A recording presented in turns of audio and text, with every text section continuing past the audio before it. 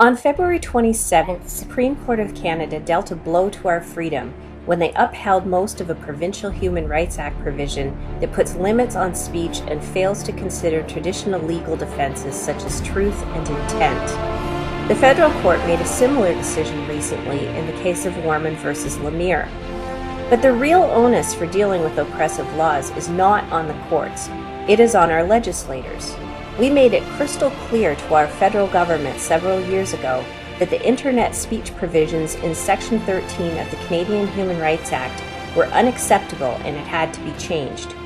Bowing to extreme pressure from constituents, this government allowed MP Brian Storseth to bring forth Bill C-304 to repeal Section 13, and they passed it in the House of Commons. However, we have become distracted and we have eased up on the pressure over the years. Now the Conservative-controlled Senate is dragging its feet on passing the Bill C-304 into law. We need to turn up the pressure again. All of us need to be contacting our members of Parliament and our senators, particularly the Conservative ones, and urging them to complete what they started.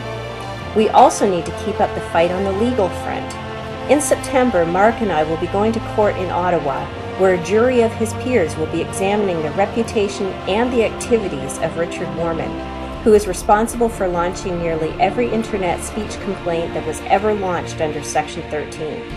We are attempting to raise $50,000 to get this 3-week-long case to court. Our opponents are jeering and saying that our side does not have the resources to fight them. They are saying that the recent court decisions have vindicated Richard Warman's maximum disruption campaign against internet speech. They are declaring victory. We know that our government is watching too.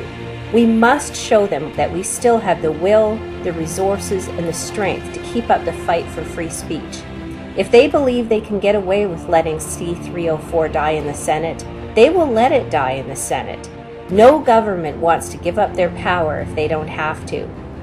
If you can help us reach our goal and get this case before a jury, it will send a loud message that we are still here and we are still a force to be reckoned with.